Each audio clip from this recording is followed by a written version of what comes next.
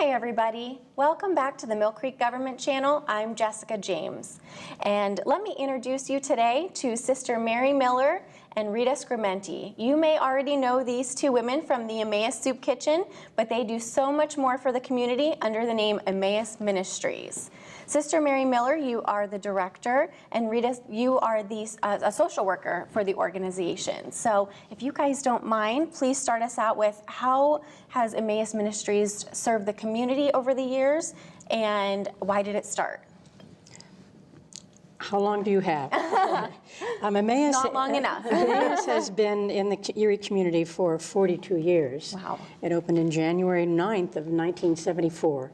And in those days, it was just canned soup and good old peanut butter and jelly sandwiches. Mm-hmm. The numbers were small. The place was small. The food was small. Mm-hmm. But it has grown tremendously ever since then. We now have 3, maybe 4 major outreaches. We have our soup kitchen, which is on East 11th Street. We have a food pantry, which is next door on 11th Street. We have a kids cafe, which is basically a soup kitchen for children. And we have our newest baby is the Emmaus Grove. It's a wonderful garden that produces great produce for our meal at the kitchen and for our guests at the food pantry. So is that where the original location was, on East 11th then? No, our first place, just it was out of the former Immaculate Conception Church. I'm not sure where that was, 15th or 16th? 17th and Division Street. That's where it was. And we were there a short period of time. We moved to another storefront, then we moved to another storefront. So we finally found our home about 20-some years, 25 years ago on 11th Street, and have been there. And you mentioned earlier, and I thought this was a good point you made, you drive by on 11th and you could blink and miss it, but everybody knows you're there. So it's like the Cheers. Everybody knows, that they've come and they've found you guys, and I know you guys have a wonderful community within that 11th Street block. But tell me, what is your mission and your philosophy for the organization? Right here. A kindness shown to the poor is an act of worship. We go by the motto, food for the body and care for the soul. And we try to do that daily at our ministries. People come to us, they hunger for not just food. Many people are living alone. They are deprived of soul as much as they are of body. So we try to be a compassionate presence. That's one of the things that Rita does so well at the kitchen every day. She knows our guests by first name, and I'm talking hundreds of people, and she greets them with a great presence and love. And for example, yesterday, what did we have, Rita, at the kitchen?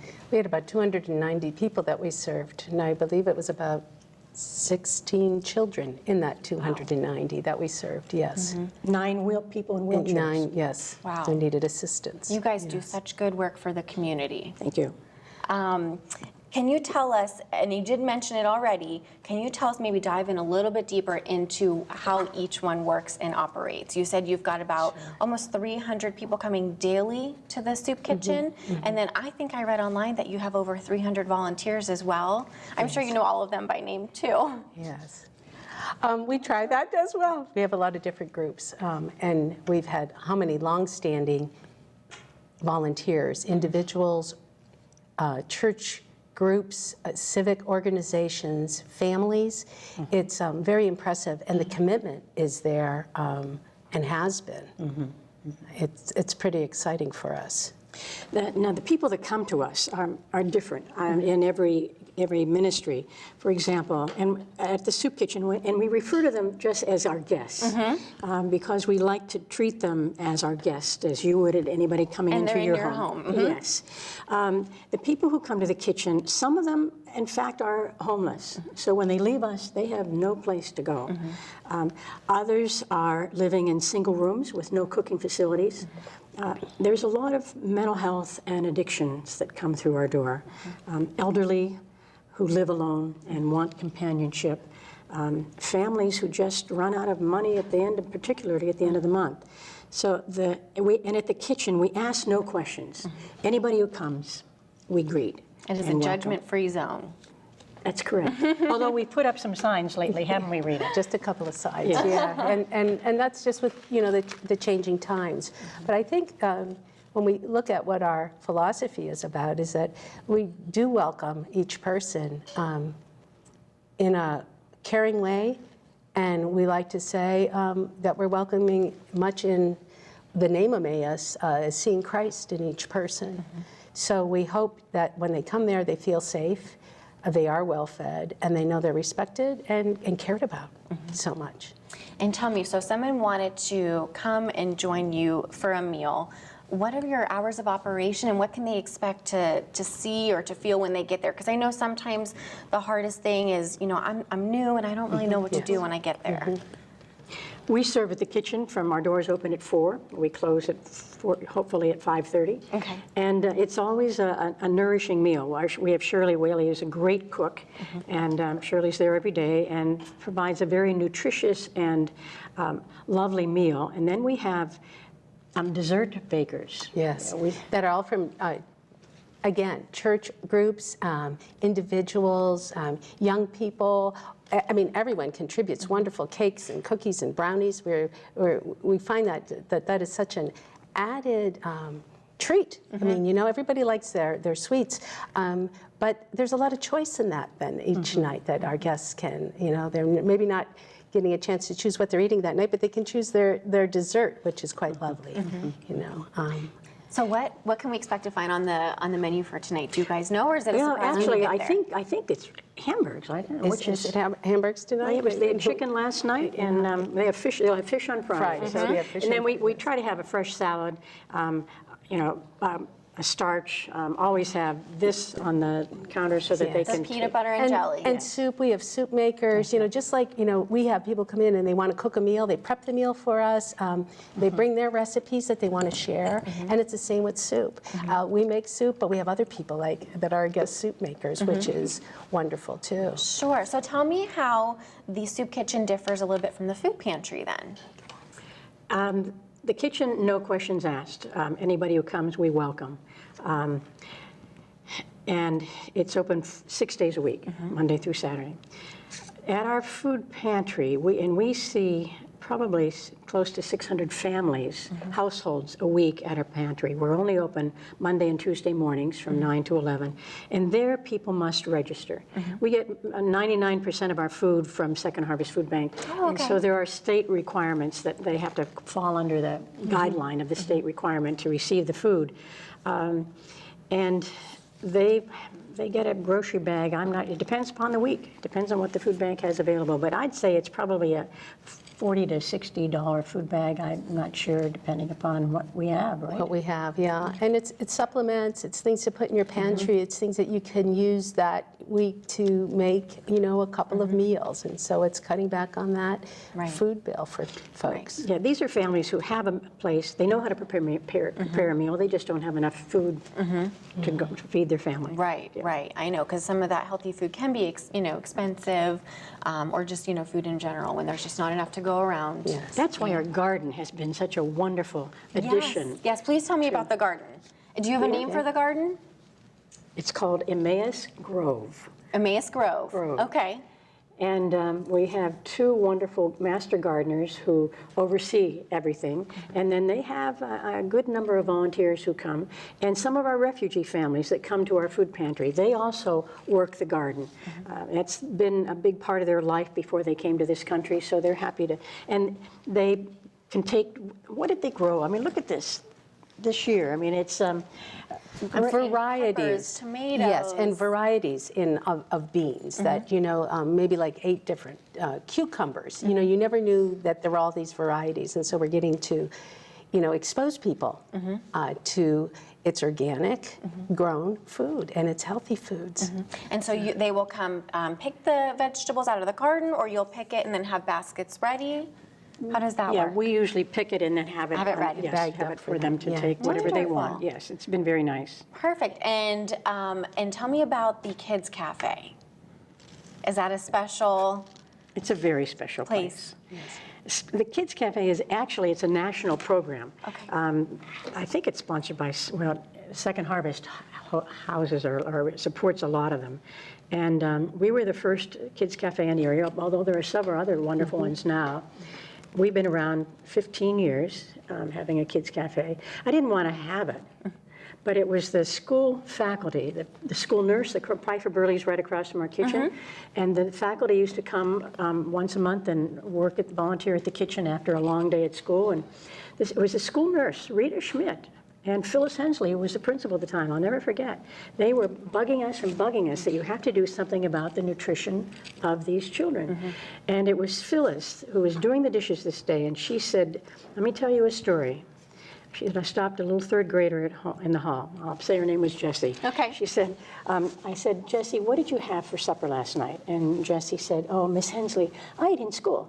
And Phyllis said, I know that, honey, but what did you have at home? And she said, I eat in school. Oh. So that was a no-brainer. I mean, we just knew we had to do something. Right. Now, since that's been 15 years ago, now since I think the nutrition and programs in the school has improved, but it's a great, the school gets out at 2:30, they're at our door at 2:35. I know. And it's in the former St. Mary's School building on East 10th Street. They have homework help, they have an activity room, they have a little Game room. They call it. and they have access to a gym. And you ask the kids why they're there, and they'll say it's fun. But we know they're there because of the good, nutritious food. They're eating fresh fruit. They're eating raw vegetables with a lot of ranch dressing. of course. Right. Well, you got to dress it up somehow. Kid-friendly meals. Very That's what we like to say. yes. And in addition with that programming too, is like I brought this little ball because to kind of represent the fact that they do enjoy the games and playing basketball and things like that, but they also have folks who share their talents. Again, our volunteers.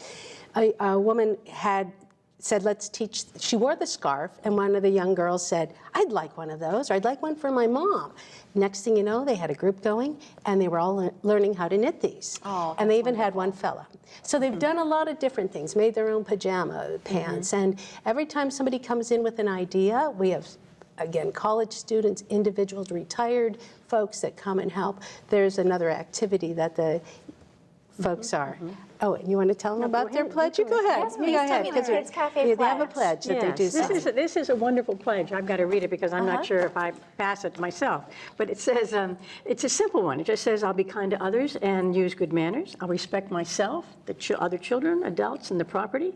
I won't bring, unfortunately, it says, I will not bring any weapons or drugs. And if I don't respect this pledge, I'll be asked to leave and give up my membership. So every fall, when we sign up new children or new families, the children are asked to sign this pledge. And it's pretty simple, but it, we don't have many rules there, and we don't have a lot of expectations. We know we can't change their lives. But for one brief shining moment, they are fed, they're safe, and they're loved. And they're loved. And tell me the hours of the Kids Cafe again. After school till 5 o'clock. Okay. Yep. So Okay, as great. soon as they get dismissed, they can start coming over. Wonderful, wonderful. And tell me again, with the people you serve, do you see the same people over and over, or do you see new faces all the time? Both. Yes, both. Yeah. In the summer, of course, Erie is a tourist center, right? So in the summer, we see more new faces. But there are a lot of regulars. I've seen children grow up Sure, at the kitchen. And unfortunately, as adults, they still come. Something's wrong with that. We know we don't change the system, which I wish we could. We're just a gentle Band-Aid. We take care of immediate needs, but the system needs to be changed, Jessie. And But you provide a community. And Yes, tell me about this yes. community atmosphere, which you already touched on a little bit. I mean, you know everybody's name, everybody is welcome, and it's your home. And for that moment that they're there, it's their home too. Well, I think that sense of community comes across. I think, again, it's part of the charism of the sisters, too, of that caring and knowing that people are looked after, be it at any of the programs that we have.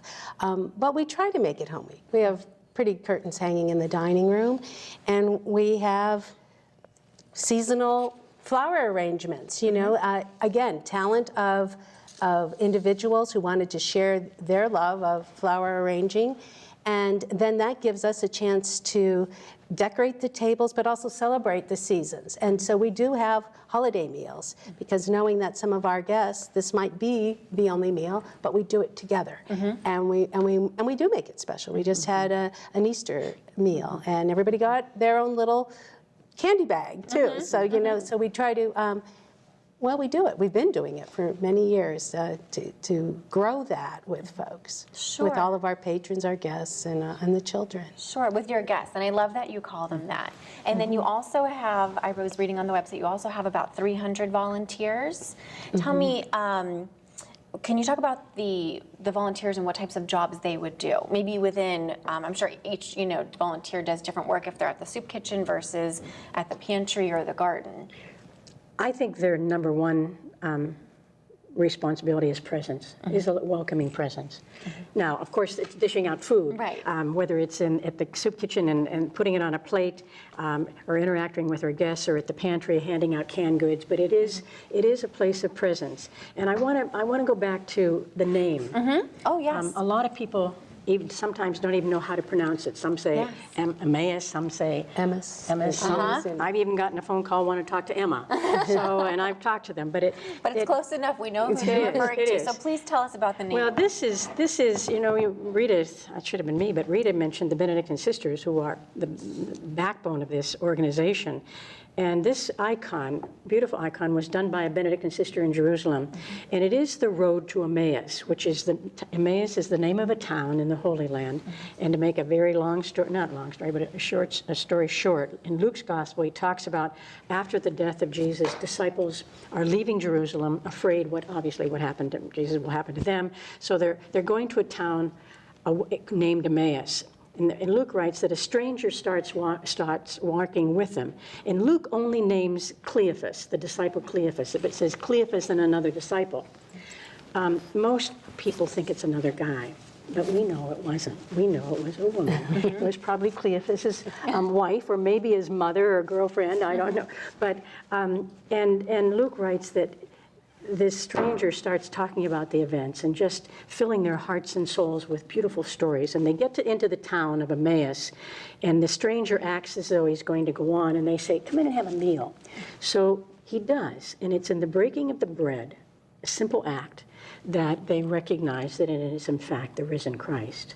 So when Sister Carolyn, or Sister Mary Lou, or Sister Roseanne named Emmaus 40-some years ago, that has become the philosophy even without knowing, because that happens every day. Now, most of the time, I miss it. But I know that it happens, that Christ is somehow in the midst of our guests at a simple meal, breaking bread, and is the presence there. We don't formally pray.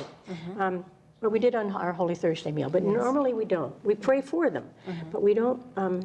We respect all denominations, all religions, and everybody is welcome. Right. And so, but we try to live into the name Emmaus. That's wonderful. That's a wonderful, wonderful story. Thank you. And tell me, how are you guys funded? Because I'm sure, like so many other groups that are doing good charitable work for the community, funding is always hard to come by. So can people, offer monetary donations? Do you guys have events? Can they, provide, with fresh baked food, like you said, with desserts? How can people help out? A variety of ways. We have, over the years, have built up a wonderful mailing list. Anybody that ever walked in with a can of jelly or soup, we've tried to thank them, but we've taken their name and address and built up a wonderful mailing list.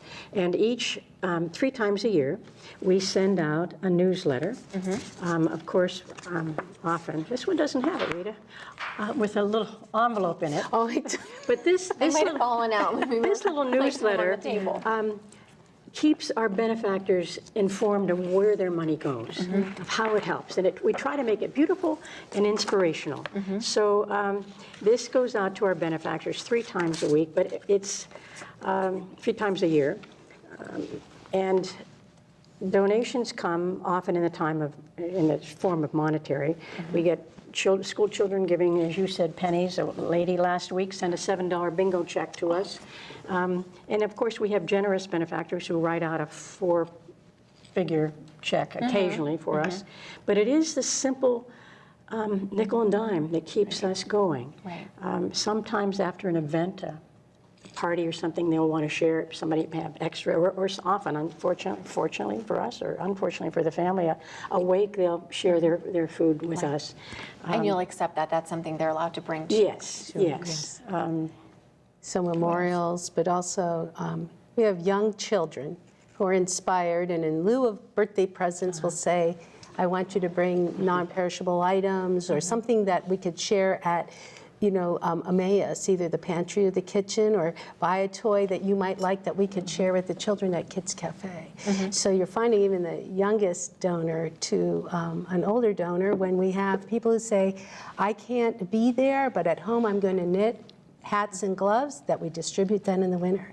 So it really is pretty exciting with the variety of ways that people do participate and donate to us. That's amazing. It's a great place. Oh, it sounds like it. It sounds like it. And I know, and I remember this very distinctly. I woke up and looked at the newspaper one morning, and I saw that you guys unfortunately had a fire at the soup kitchen, and I was just wondering, I know you were going to show a picture of it on the TV, and we've got a picture of it right here in one of your newsletters. There was a fire that destroyed the building. Nobody was injured, but now you guys need to move forward and look to the future. And can you tell me what the future holds for Emmaus? Well, this was a very sad thing. The building was not destroyed. What was destroyed was, the only thing that was really destroyed were the sisters' apartment. 3 sisters had a beautiful little community that lived above the kitchen, and that's gone. And the bathrooms are gone, which is difficult because we have little porta pots outside, which is not, during this winter, has been difficult for our guests. But it's made it difficult. We lost a part of the dining room for a while until we were able to retrieve it. But it brought, Church of the Nativity was wonderful. City Mission was too. City Mission took us the first 2 days, I think, right? People in the community responded to that. Yes. Yes. And then after the City Mission, they covered for us 2 days, and then Church of the Nativity opened their doors, and we went down and we cooked down there. And they have a huge... So you guys didn't really close, you guys just kept going. Just Tell me about it. That's right. I'm sure it was exhausting. Okay, all right. So, but what we found down at Church of the Nativity is that the space that we have presently has been so difficult. When I said with the numbers, people have to wait outside in all kinds of weather. Inside, we're jostling for close. Yes, it was difficult. So we thought this could be a chance to maybe expand our space. And make it better for our guests primarily. Sure. And that's a positive way to look at what was a negative situation for you. A crisis becomes an opportunity. I like that. That's a good motto to have. Now tell me about, do we get to talk about everything on the table? We talked about the centerpieces here. We've got the Emmaus apron. The iconic Emmaus apron. Iconic, right. Is there anything that we didn't get to talk about that you guys would like to share with our viewers? I think what we'd like to share with the viewer is just great gratitude. Yes. This little community of Erie is very awesome. The outpouring of affection and support and contribution and offers of help has been extremely humbling, hasn't it, Rita? Yes, it certainly is. Yes. We are very grateful. I think it's just a huge thank you to everyone, church groups, politicians. They make it happen children. for us to be able to do our job and back. Yeah. We feel it's, And so the sisters want to say a huge thank you to the Erie community. It's been a blessing to us. Well, we want to say thank you to you both. I mean, what you do. No, go ahead. Do you have something for else? the other thing. Time out. Why? No, tree add more. cycling. You're trees. Yes, Why just did like we say- great. Yes, started we didn't with talk that. about That's okay. I don't know. There's another community. Yeah, we do. And I'll just Event. let our viewers know, every year in January, right after you've taken down your Christmas tree, it's usually the second Saturday in January, give people time to part with their tree, take down your Christmas tree and bring it out to the Millfair Compost and Recycling Center. You'll see the date on the calendar, but we accept your Christmas tree and just ask that you make a monetary donation of any amount. I mean, people have been so generous, from whatever change they can find in their center console to, like you said, a 4-figure check we're blessed with. So, but we take the trees, we take a donation for Emmaus, and we are happy to present that large check for you guys in January. And she has been there, she and Judy, out in the cold. been there in the cold. Yes. For how many years have you been doing this now? I think it will be going on my 3rd or 4th year. Judy has been doing it a lot longer. And I will never forget the year that it was negative 25-degree wind chill. And we still had people coming out. I mean, we were still very busy. I would say I preferred this year because it was 43 degrees, but I will still stand there in negative 25-degree weather for you. So That's been a real blessing. Oh, Thousands good. of dollars have been Yes, donated to you on our behalf. I think this last time, I think we did raise over $2,000. It's wonderful. Yeah. Thank you so much for coming on the show today. Again, like I said, we greatly appreciate everything you both do for the community. I love your 4 organizations underneath the big umbrella of Emmaus Ministries. Folks, if you get a chance, this really is a community. Come out and visit Sister Mary and Rita down at the soup kitchen and down at the food pantry. They appreciate donations, canned goods, anything we can do, prayers, anything we can do to help them out. They are really serving a wonderful group of the community who needs it. Folks, I appreciate your viewing today, and until next time, have a wonderful day.